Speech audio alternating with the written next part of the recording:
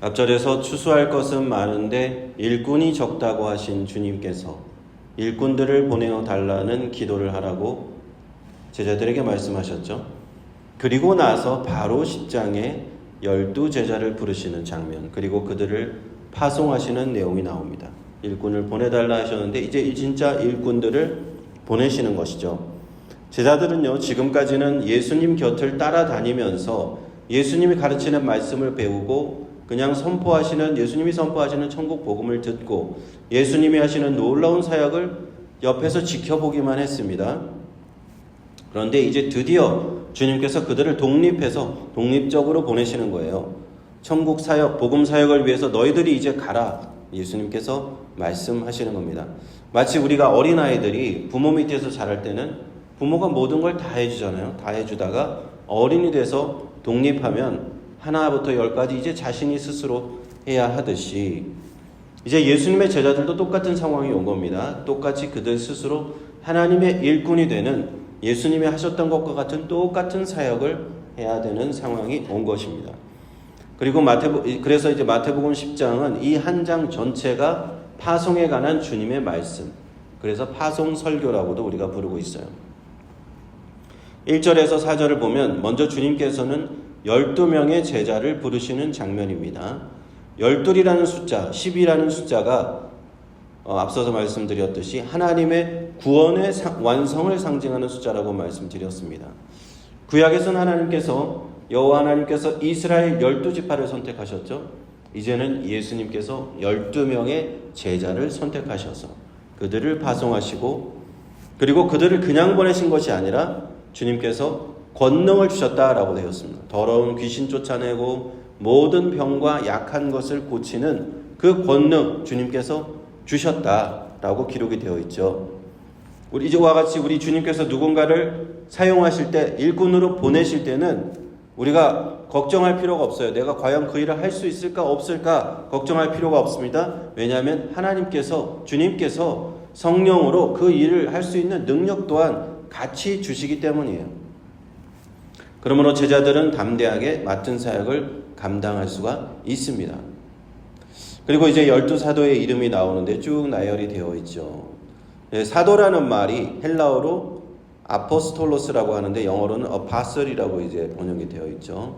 그 원 뜻을 찾아가 보면 보냄을 받은 자라고 하는 뜻입니다.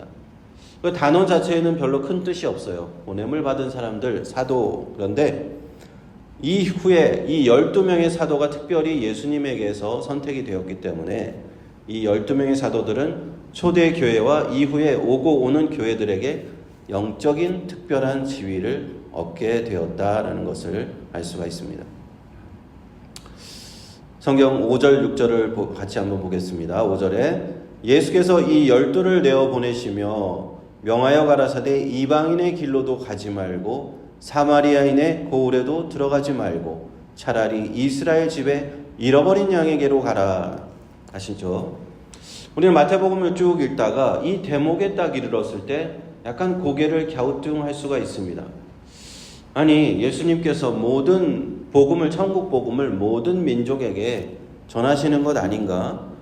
어찌하여 이방인에게 가지 말라고 하시고 이스라엘 민족에게만 가라고 하셨나 여기서? 그런 의문을 가질 수 있는 것이죠. 분명히 사도행전으로 가보면 유대와 사마리아와 땅끝까지 이방으로 가서 복음을 전하라고 되어 있는데 왜 이 부분에 있어서는 그렇지 않은가?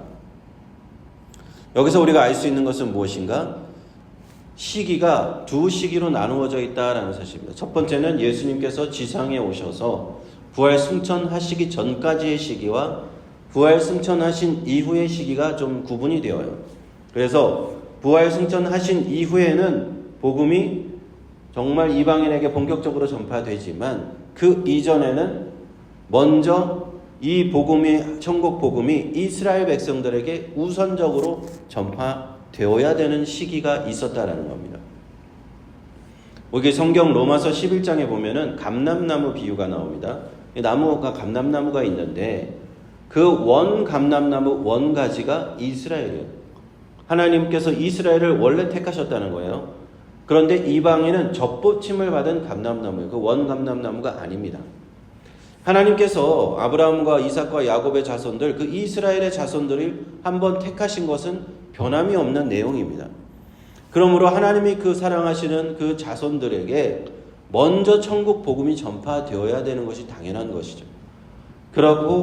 그래서 그때 천국 복음이 전파된 이후에 이스라엘과 유대인들 중에 많은 사람들이 일부가 예수님의 복음을 받아들였어요.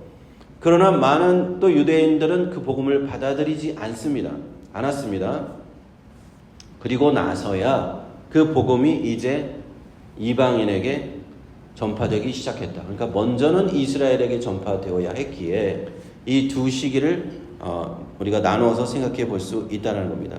하나님께서 이스라엘 택하신 그 택하심, 한 번 택하신 것은 하나님은 후회하심이 없으시고 한 번 아브라함과 이삭과 야곱의 자손들, 이스라엘 백성들, 내 백성 이스라엘아 하신 그 말씀은 변함이 없는 거예요. 하나님은 그런 분입니다. 그러므로 이스라엘의 백성들에게 이 말씀을 먼저 주시고 천국 복음도 먼저 주신 거예요. 그래서 우리는 이스라엘에게 백성들에게 주셨던 이 구약 성경의 말씀을 오늘도 읽고 배우는 이유입니다. 하나님이 먼저 택하신 백성들에게 주신 그 율법, 우리가 중요하게 여기고 배우는 것입니다. 그래서 구약 성경이 있고 신약 성경이 따로 있는 것이죠. 7절 8절을 같이 한번 보겠습니다. 가면서 전파하여 말하되 천국이 가까웠다 하고 병든 자를 고치며 죽은 자를 살리며 문둥이를 깨끗하게 하며 귀신을 쫓아내되 너희가 거저 받았으니 거저 주어라 하십니다. 우리가 기억하실지 모르겠는데 마태복음 전반부에서 세례 요한이 전파했던 복음 전파 있었죠. 그리고 예수님의 사역을 처음 시작하실 때 복음을 전파하는 그 짧은 전파의 말씀이 있었습니다. 그리고 지금 예수님이 12사도를 보낼 때 똑같은 말씀을 주십니다. 무엇입니까? 회개하라, 천국이 가까이 왔다. 천국, 킹덤 오브 갓, 하나님의 나라가 예수님과 함께 가까이 왔다라고 하는 것이죠. 복음을 전파하고 주님께서 이미 그렇게 하듯이 병든 자를 고치고 죽은 자를 살리고 귀신을 쫓아내고 나병 환자를 깨끗하게 하라. 그리고 그 능력을 너희가 거저 받았으니 너희가 돈을 내고 받은 건 아니다. 너희가 하나님의 은혜로 공짜로 그렇게 거저 받았으니 너희가 줄 때도 거저 주어라 라고 하는 말씀이죠. 우리가 복음을 전할 때요, 주님의 능력으로 내가 주님의 큰 능력을 받았다고 할 때, 이런 무슨 기적적인 능력을 하는 그런 사역자들을 할 때 사역자들이 가장 조심해야 될 것 중에 하나가 그것을 돈벌이의 수단으로 삼아서는 안 된다는 겁니다. 오늘날의 그 일부 교회들이, 또 큰 교회들 중에, 또 미국도 그렇고 뭐 한국도 그렇고 다 그렇습니다. 복음을 전파하는 그 사역으로 이익을 얻으려는 사람들이 있어요. 오늘 이 말씀, 주님의 말씀을 다시 되새겨 보아야 할 줄로 믿습니다. 9절 10절을 보겠습니다. 너희 전대에 금이나 은이나 동이나 가지지 말고 여행을 위하여 주머니나 두벌 옷이나 신이나 지팡이를 가지지 말라. 이는 일꾼이 저 먹을 것 받는 것이 마땅함이니라 되어 있습니다. 제가 하나님 앞에서 예전부터 사역자의 길을 가려고 할 때부터 다짐한 게 한 가지 있는데, 그것은 뭐냐? 돈 벌려고 목회하지 말자라고 하는 말을 제가 많이 다짐을 했습니다. 우리가 돈을 벌기 위해서는 그냥 일반 평신도로 살면서 회사를 다니든지 장사를 하든지 사업을 하든지 해야지, 목회를 하면서 돈을 벌 생각을 하지 말자. 이건 앞뒤가 맞지 않다. 예수님의 말씀 오늘 나오잖아요. 그래서 제가 목회자로 처음을 부르심을 받을 때부터 지금까지 그것을 또 뭐 약간 그런 마음이 약해지면 또 다시 다짐하고 그렇게 하고 있습니다. 주님이 그렇게 명령하셨으니까. 복음 전파와 사역은 내가 거저 받았으니 거저 주어야 하는 것이고, 주머니에 금은 돈이잖아요. 돈, 어떤 물질 이런 것을 가지고 다니지 마라. 사역을 위해서 옷이나 신발이나 지팡이나 이런 것들 2개 이상 가지지 마라. 다시 말해서 하나님의 복음 전파하는 사역자들은 세상의 그런 물질에 마음을 뺏기지 말라. 오직 주님의 사역에 집중하라라는 말씀입니다. 일꾼은 저 먹을 것을 받는 것이 마땅하다. 주님이 말씀하십니다. 주님께서 허락하시고 주시는 대로 그냥 살아가면 하나님께서 그렇게 다 채워주신다는 거예요. 그것이 바로 보냄받은 제자들, 사도들, 사역자들의 삶이었던 것입니다. 사실 지금도 많은 우리가 알지 못해서 그렇지 무명의 목사님들, 선교사님들이 이러한 삶을 살고 계세요. 그러니까 주님 말씀 그대로 이렇게 평생을 힘들지만 또 주님의 채우심으로 이렇게 살아가는 분들이 많이 계십니다. 11절 말씀 보겠습니다. 아무 성이나 촌에 들어가든지 그 중에 합당한 자를 찾아내어 너희 떠나기까지 거기서 머물라. 또 그 집에 들어가면서 평안하기를 빌라. 그 집이 이에 합당하면 너희 빈 평안이 거기 임할 것이요 만일 합당하지 아니하면 그 평안이 너희에게로 돌아올 것이다. 열두 사도들이 보냄을 받아서 보냄받은 자 하는 사도들이 복음 사역을 전파의 사역을 하러 갈 때 하나님께서는 다 예비를 하시는 거야. 예비하시는 하나님이시잖아요. 그들의 사역을 위해 헌신하는 사람들이 분명히 기다리고 있습니다. 주님께서 그런 사람들의 마음을 감동시켜 주시는 거예요.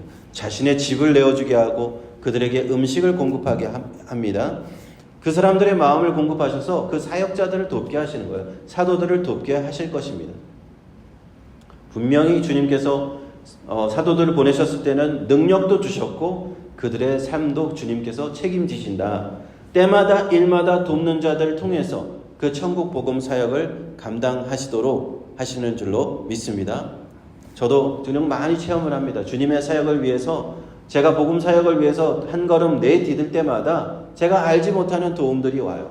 하나님께서 이거 다 나의 복음 사역을 위해서 이렇게 도와주시는구나 하면서 그런 많은 간증들이 있습니다.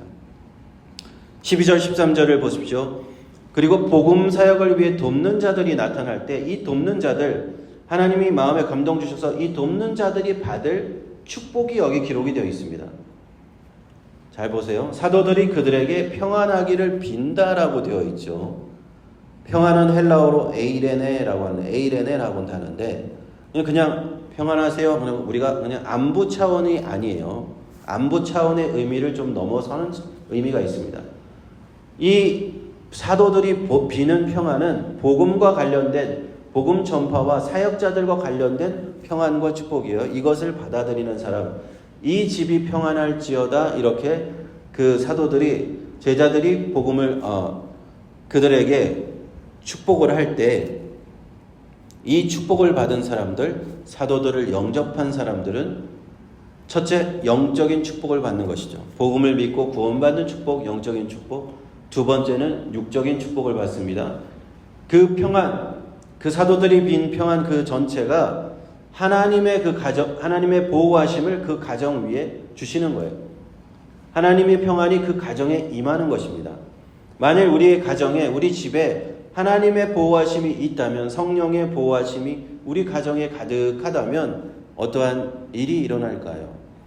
우리 가정의 모든 일이 하나님의 도우심 가운데 일어나는 그 형통의 축복이 있는 거예요. 그래서 사도들을 믿음으로 영접한 그 집과 사람들은 이 영적인 축복과 육적인 축복, 영육 간의 평안의 축복을 받는다라고 하는 사실입니다. 그리고 그 반대의 경우도 있습니다. 반대의 경우가 바로 밑에 나오죠. 만일 믿음으로 그 사도들을 영접하지 않는다면 사도들이 빈 그 평안과 축복은 그 집에 머물지 못하고 다시 사도들에게 돌아올 것입니다. 그들이 받을 영육 간의 축복도 없습니다. 14절 15절을 봅니다. 누구든지 너희를 영접도 아니하고 너희 말을 듣지도 아니하거든 그 집이나 성에서 나가 너희 발의 먼지를 떨어버리라. 내가 진실로 너희에게 이르노니 심판날에 소돔과 고모라 땅이 그 성보다 견디기 쉬우리라. 주님께서 엄중한 말씀을 마지막에 주셨어요. 사도들을 영접하지 않고 그들이 전파하는 복음을 듣지 않는 그 성, 오늘날의 시티죠. 그 시티, 그 촌, 그 타운이죠. 마을입니다. 그런 곳은 사도들을 그곳에 머물 필요조차 없다는 거예요. 발에 먼지까지 떨어뜨리고 떠나라고 하십니다. 왜냐하면 마지막 날 하나님의 심판날에 그 성이, 그 시티가, 그 마을이 어떻게 되느냐? 죄악의 도시, 멸망으로 죄악의 도시로, 죄악으로 멸망한 도시, 소돔과 고모라보다도 더 심한 하나님의 심판을 받을 것이다. 이런 준엄한 말씀을 마지막에 주는 것입니다. 그러므로 이것은 선택의 여지가 없는 말씀이에요. 사도들의 복음, 그것을 받고 안 받고 그냥 단순한 문제가 아니라 멸망하느냐 아느냐, 구원받느냐 멸망하느냐의 준엄한 말씀인 줄 믿습니다. 12제자를 파송하신 예수님, 이제 예수님께서 이제 주님의 사역을 이어서 제자들이 그 사역을 하도록 하십니다. 먼저는 이스라엘에게 보내십니다. 이스라엘은 하나님이 택하신 백성이요, 그들은 하나님의 자녀들입니다. 장자입니다. 감람나무의 원 감람나무입니다. 그래서 하나님께서는 이 천국 복음 먼저 그들에게 전파하시도록 하셨고요. 그 다음에 예수님께서 부활 승천하신 이후에는 이제 이방으로 유대를 지나 사마리아 땅, 그 사마리아 땅 와서 그 더 지나서 이방 땅 끝까지 세계 만국에 복음이 전파되기 시작된 것입니다. 이 구원의 복음은 지금도 전파되고 있습니다. 주님이 다시 오실 때까지 땅 끝까지 모든 민족에게 그 복음은 전파되어야 합니다. 그러므로 지금 우리가 살고 있는 이 시대는 은혜의 때요, 구원받을 만한 시기라는 것입니다. 지금 세상이 점점 악해지고 있어서 우리가 이 믿음을 찾기가 점점 어려워지고 있지만 아직까지 우리는 이 복음이 마지막 심판 때까지 전해져야 될 그런 시기인 줄 믿습니다. 그러므로 우리 이 복음 먼저 받아들인 우리가 우리 믿음 사랑하는 자들에게, 또 복음을 듣지 못한 자들에게 전해야 될 줄로 믿습니다. 기도하겠습니다.